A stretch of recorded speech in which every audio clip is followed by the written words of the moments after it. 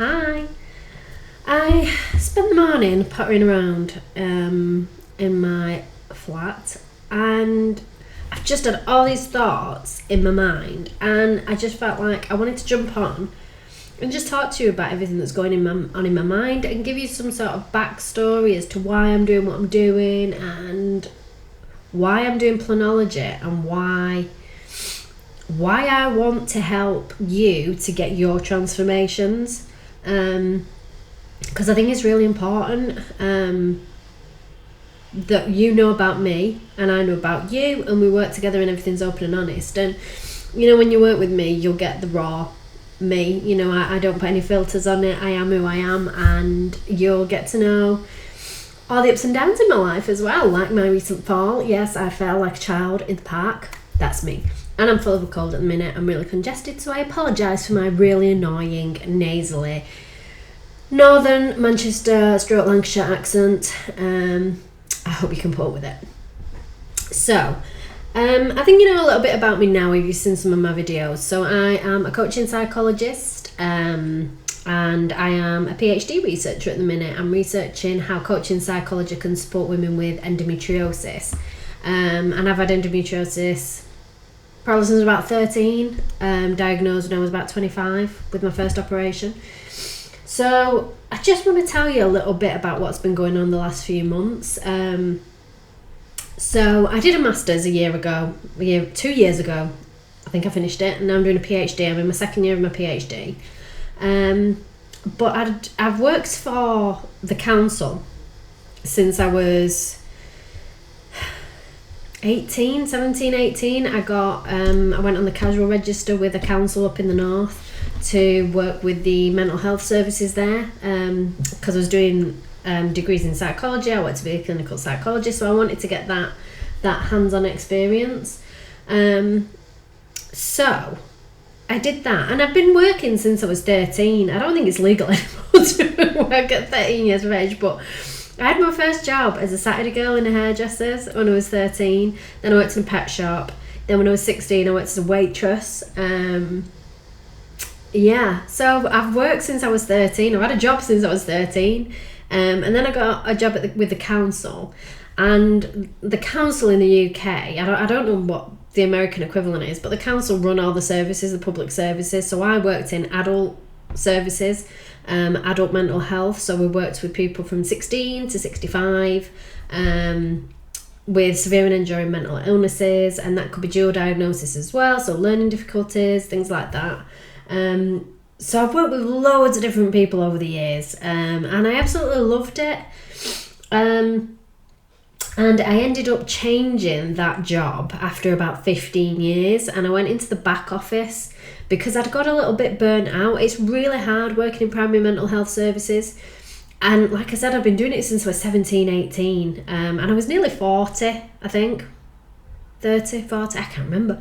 It was a long time. And I was just burnt out with it. So I needed a little bit of a break. So I went into the back office of adult social care.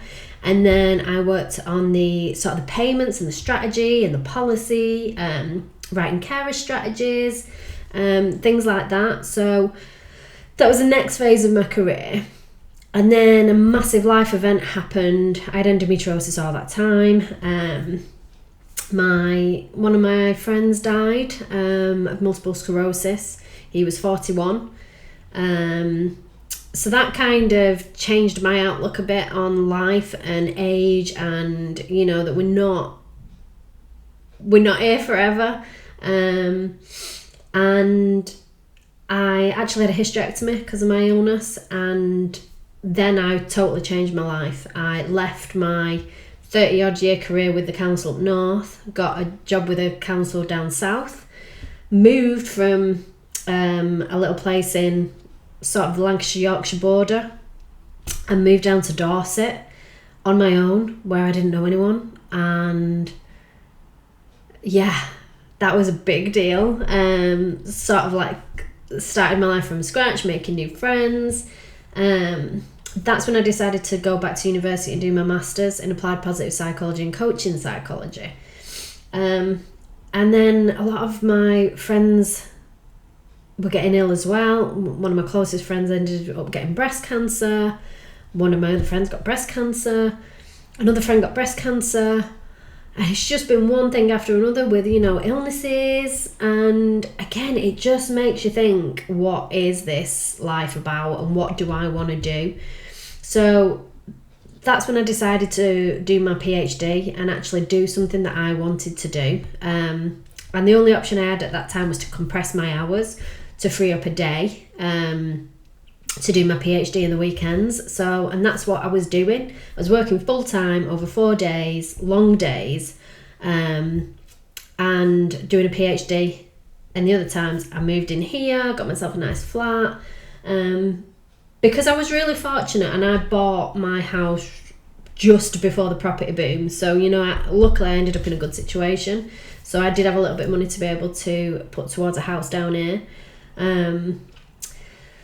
So yeah, it's been a whirlwind this last 4 or 5 years. And like I said, I've got endometriosis, so I still have my health challenges. I have issues with my platelets now, which I think is related to endometriosis. So I have to have my platelets monitored. No diagnosis, which I'm really grateful for, but you know, it's just they're monitoring me. So, and part of endometriosis as well is that your body's constantly fighting an illness. So when I get a cold, it takes a while. It does take a while. So there was a point, I can't remember when it was a couple of months ago, and I was driving home from working, and I was stuck on the motorway, and I looked around and all these other people were stuck on the motorway, and I didn't do this every day, and other people do this day in, day out, and they were just stuck, and we were stuck there for about an hour on the motorway. And it was like I had a red pill, blue pill moment out of the Matrix. If you don't know that, Google it. And it was like, what are you going to do? Are you going to stay in the rat race and live a life that you don't want to live, that is your reality right now, but it's not the only option of life? Or do you want to take the other pill and do something a bit scary, a bit challenging, again, but live your life? You know, I'm 46 this year, so, you know, that age is a big age. You know, I'm nearer to 50 than I am to 40 now, so, you know, it just makes you change your perspective. So this has been on my mind quite a while, and I wasn't really happy in my job. It paid the bills, it was a good wage, you know, I had the council pension that I've been paying into since I was like 21. You know, you can't grumble. I had a really good job. I had security. But I wasn't enjoying my job, but it was allowing me to do my PhD, which had been the most important thing. And I had a 6-year plan, and that ties in with planology. So my 6-year plan was I was going to do my PhD, I was going to work, I was going to get my PhD, I was going to build up my coaching business on the side, you know, no pressure, let's just do it. And then in 6 years, we would see where we would be, potentially become a lecturer, because I've been doing lectures at uni, you know, doing more travelling. All these options could come in 6 years. And then, the council being the council, they love a restructure. I don't think I can count how many restructures that I've been through in a 35-year council career. I can't tell you how many different departments I've worked for, how many different bosses I've worked for.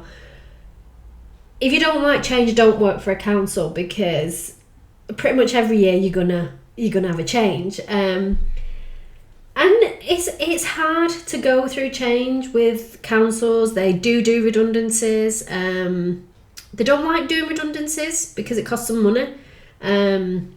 But they do them. But they prefer to move you around. And I think part of it, this is my opinion, that you don't actually like where you're going to be put and then you leave. Because you don't really have a choice. They just match your grade. They match your salary and say, this is kind of like what you used to do. This is your job. They can actually downgrade you in the council as well. You get protected pay for 12 months normally, but they can downgrade you. So yeah, it is a very challenging time for people, and a scary time, and it happened again, and I knew it was going to be me because I worked in sort of the assets and property side, and I was the only person doing my job in a team of me, and I knew they were going to move me, and I knew they were going to move me into a department that I really didn't want to go, with people that I liked personally, but I didn't want to work with them. My amazing boss had left like 2 years before, so things had massively changed anyway. I wasn't enjoying it, so I decided that I would apply for voluntary redundancy. Not thinking I would get it, because bear in mind I've been working for the council for 30 odd years. I would be more expensive to make redundant than somebody that had only worked there a couple of years. So I didn't actually realistically think that they would make me redundant. So I got all my figures and applied for it. And you can withdraw it up to a certain point. So I thought, well, I'll just go down that route. And the more I was hearing about where I was going to be put, what I was going to be asked to do, it wasn't what I wanted to do. It was project management, which I've done project management, but that's not my job. I write policies and strategies and all that good stuff. They were putting me somewhere where it was not what I wanted to do. So I decided to take another massive leap of faith, and I took voluntary redundancy. After I this is what happens. After I took voluntary redundancy, I went to the dentist, and I was getting pain under my jaw, and it turned out that he took an x-ray, and my wisdom tooth was growing this way, and it had caused a massive cyst in my jaw which had eaten away my jawbone. So I ended up getting fast tracked to hospital, and I was gonna have to have a massive operation. Well, massive for me. I've never had any dental surgery done. I had a brace because I had a baby tooth when I was like 40. Excuse me. And it was falling out, so I didn't want a big gap. So I bought braces and had the baby tooth removed. And luckily my adult tooth pulled down. But that's all I've had. So dental surgery was a big deal for me. So that then raised its head. And I got my last working day, which was Boxing Day. Amazing. What a Christmas present. Let's leave work. And then my surgery was booked for, well, I didn't know when my surgery was going to be booked. It was just when a slot became available. So I left my 30 odd year council career on Boxing Day. And I am now technically unemployed, trying to set up self-employed businesses. I had my operation on the 29th of December, so I had a fantastic New Year. My New Year, I mean, I don't drink anyway, but my New Year's drink was a bottle of Huel, because they had to take so much bone out of my jaw that I couldn't eat solid food for quite a few weeks, and I'm only just getting back to solid food now. Like steak and chewing, and I can still feel it a bit. So yeah, it was a big operation, and so the first 2 months have been me recovering really from a big operation, and I've not been able to do my yoga, I've not been able to do swimming, I've just been recovering. So I'm now at the end of my second month of not being employed, which is weird, but I'm enjoying it to a certain extent, but just trying to recover at the minute. So I thought that it might be interesting for you to come along on that journey with me and tell you exactly what's going on, that life is scary, that we can make big decisions. I don't really have that much of a plan of how I'm going to be financially independent. I am, when I moved down to Bournemouth, where I am now, Dorset, called Poole area, I I went to Bournemouth University and I did a sports massage course, mainly just because to meet people and to do something, and I'd always been interested in massage, so I trained to be a sports massage therapist, and then I did a reflexology course, which I'd always wanted to do as well. Because one of my strengths is love of learning, and I just have to learn all the time. And if you want to find out your strengths, come to Planology, because we'll be doing all that good work as well. But mine's love of learning, so that's what I do. So part of my plan now is that I do massage, sports massage and reflexology. I'm also a coaching psychologist, so I do one-to-one coaching, I do specific coaching for women with endometriosis, but I also work with people in careers. I did work with people that I work with at Dorset Council. We did a coaching program there, so I coach people for free. I work with a charity at the minute, a mental health charity, because that's close to my own heart, and I support the people that work there to be able to support people with mental health problems, because it really irritates me that psychology is not something that is used a lot on the NHS. Even for people with severe and enduring mental illnesses, psychology wasn't really something that everybody was given the option for. And it frustrated me, and coaching psychology is not something that the NHS use at all, and I want it to be available to everybody, and that's part of my values, and that's part of my goals, and that's part of Planology, that I want everybody to be able to get psychology interventions, because it's life-changing, it's transformative, it can be applied to any goal that you've got in life.